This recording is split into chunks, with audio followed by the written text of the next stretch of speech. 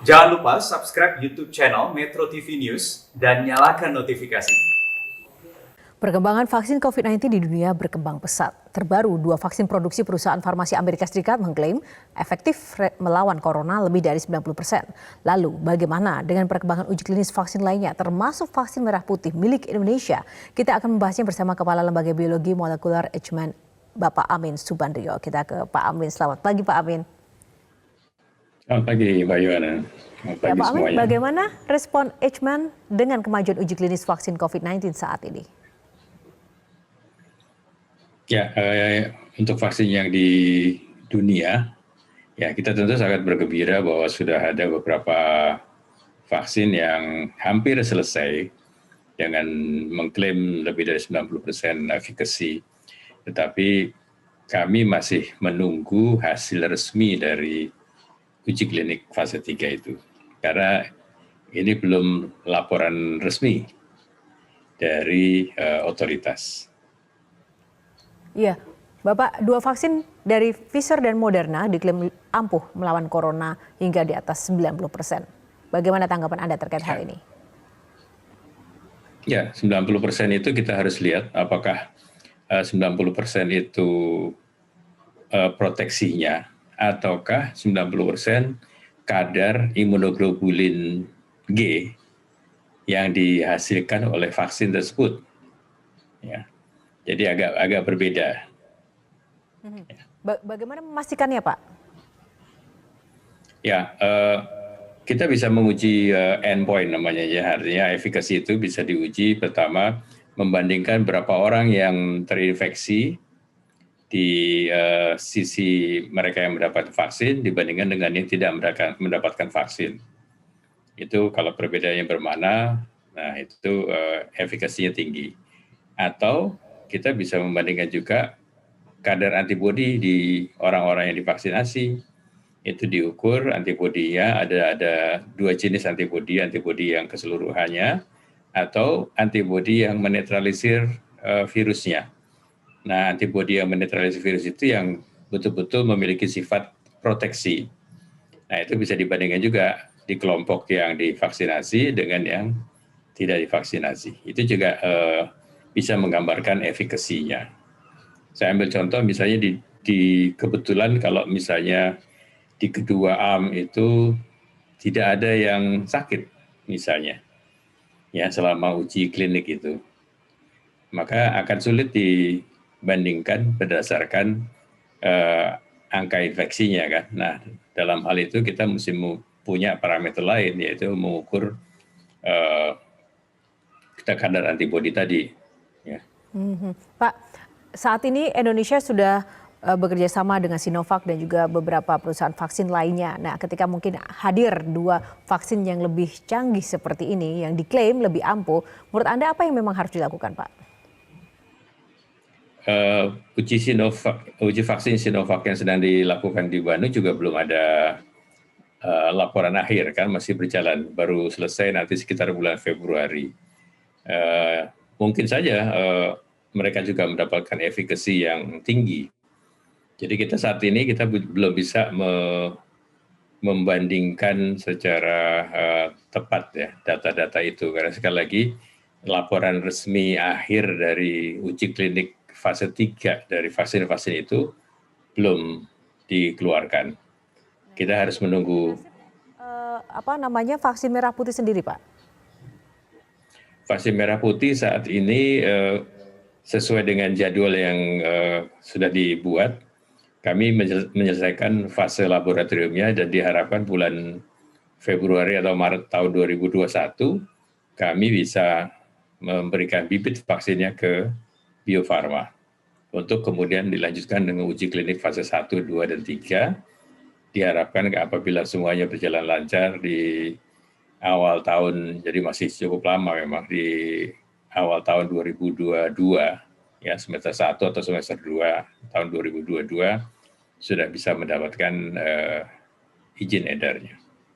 Ya, Bapak, banyak sekali informasi yang beredar terkait dengan adanya mutasi dari virus COVID-19 ini. Apakah ini akan berdampak terhadap uji klinis yang sedang dilakukan terkait dengan vaksin anti-COVID itu sendiri, Pak? Sampai saat ini mutasi-mutasi yang ada di virus-virus yang beredar ini masih dianggap tidak mengganggu kinerja vaksin. Karena mutasi yang terjadi itu secara molekuler cukup jauh dari target. Jadi yang menjadi target itu adalah bagian dari spike protein yang kita sebut sebagai RBD, ya, RBD, receptor binding domain. Nah, selama bagian itu adalah yang menempel pada sel manusia. Nah, selama bagian itu tidak terganggu oleh mutasi, maka kinerja vaksin tidak akan terganggu juga. Sampai saat ini masih dianggap bahwa mutasi-mutasi itu belum memengaruhi kinerja vaksin. Menurut Bapak saat ini seperti apa Pak perkembangan dari penyebaran virus COVID-19 sendiri? Ketika di lapangan pun juga Pak banyak juga kasus sembuh dari COVID-19 ini tanpa vaksin. Nah, jika melihat proyeksi ke depan ketika memang banyak didapati pasien yang sembuh tanpa vaksin, sejauh mana peran vaksin ini memang benar-benar harus kita bisa bergantung dengan obat ini? Betul, bahwa pertama kita harus menyadari bahwa vaksin tidak akan serta-merta mengakhiri pandemi. Ya. Yang kedua, vaksin ini dibutuhkan untuk memutuskan rantai penularan. Ya.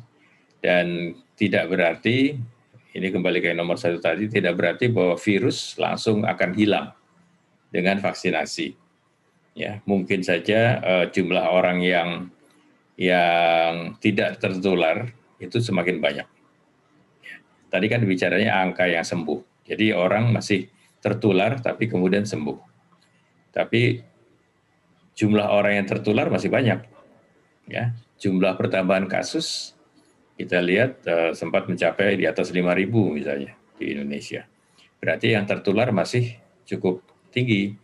Nah, penularan itu yang akan kita upayakan dikurangi secara bermana dengan vaksinasi, dan itu akan makan waktu cukup lama. Ya, tidak akan berhenti dalam waktu beberapa bulan saja. Ya. Karena kita ambil contoh, ya kita ambil contoh di kasus cacar. Cacar itu mulai dilakukan pencacaran pertama itu tahun 1796 kalau saya tidak salah, dan dunia baru dinyatakan bebas cacar sekitar 1975. Jadi 200 tahun dibutuhkan untuk mengeliminasi virus secara keseluruhan. Nah, mudah-mudahan COVID ini tidak membutuhkan waktu 200 tahun karena kita sudah punya lebih baik teknologinya, ilmu pengetahuannya, jadi mudah-mudahan bisa lebih pendek. Tetapi sekali lagi, adanya vaksin tidak langsung akan menyebabkan virusnya musnah atau pandemi akan selesai. Kita masih butuh waktu. Bapak, setelah beberapa bulan kita berjibaku untuk melawan COVID-19 ini sampai dengan titik ini, sebenarnya ini dari evaluasi menurut kajian Anda, tantangan yang benar-benar paling besar apa yang memang dihadapi pemerintah? Dan bagaimana jika memang vaksin ini uji klinisnya belum juga selesai dan terus tertunda, seperti apa nanti dampaknya? Ya, utamanya adalah 3M tadi. Jadi sekalipun ada vaksin nanti, kita juga tetap harus menjalankan 3M. Jadi sebelum ada vaksin, sesudah ada vaksin, 3M itu tidak boleh ditinggalkan. Ya, karena itu adalah sampai saat ini cara yang efektif untuk memutuskan rantai penularan. Ya. Nah, jadi nanti vaksin dengan 3M itu harus berjalan berdampingan. Nah, diharapkan itu bisa mempercepat upaya kita dalam memutuskan rantai penularan. Pak, apakah ada target Pak terkait dengan penyelesaian dari uji klinis yang didorong oleh Eijkman sendiri? Vaksin mana yang memang benar-benar akan diprioritaskan untuk bisa mengakomodir kebutuhan di Indonesia? Untuk Indonesia yang merupakan negara kepulauan dan juga kita masih memiliki daerah-daerah yang terpencil, ya, maka kita harus memilih vaksin yang memiliki stabilitas yang tinggi, artinya bisa bertahan di suhu sekitar 2-8 derajat untuk waktu yang cukup lama. Karena kita butuh waktu untuk mentransport vaksin-vaksin itu ke daerah-daerah terpencil, ya. Dan yang butuh waktu bisa 2-3 hari, ya. Kita tahu ada beberapa vaksin yang harus disimpan di suhu minus 70 misalnya. Nah, ada juga yang bisa di 2-8 derajat tapi hanya 1 bulan. Jadi masalah-masalah logistik ini juga menjadi sangat penting untuk negara seperti Indonesia ini ya, negara kepulauan ya, dengan masalah-masalah transportasi, distribusi dan sebagainya. Nah, Jadi selain Bapak, terkait dengan karakteristik teknis tadi, logistik dari vaksin itu, bahwa vaksin juga tergantung juga dari karakteristik manusianya atau pasiennya itu sendiri. Nah, kalau melihat dari karakter pasien atau mungkin masyarakat Indonesia sendiri seperti apa, Pak? Seperti apa yang harus dibutuhkan? Betul, jadi ada tiga karakteristik yang harus kita perhatikan: vaksinnya, manusianya, dan virusnya. Ya, jadi dari sudut hostnya, manusianya, kita harus perhatikan juga faktor-faktornya, faktor umur, faktor penyakit-penyakit komorbid yang menyertai, kemudian berapa tinggi kontak di daerah tersebut, ya, misalnya daerah yang merah itu kita harus garap dengan segera misalnya. Itu faktor hostnya. Kemudian faktor vaksinnya sendiri kita juga harus melihat, tadi kita sudah bicarakan stabilitas di suhu yang tropis seperti ini, kemudian efikasi, keamanan, ya, kemudian cara pemberian vaksin itu, ya, apakah cukup mudah, cukup dengan suntikan biasa, ataukah harus dengan alat tertentu. Karena kita tahu vaksin DNA misalnya, dia membutuhkan alat khusus untuk bisa memasukkan ke dalam kulit.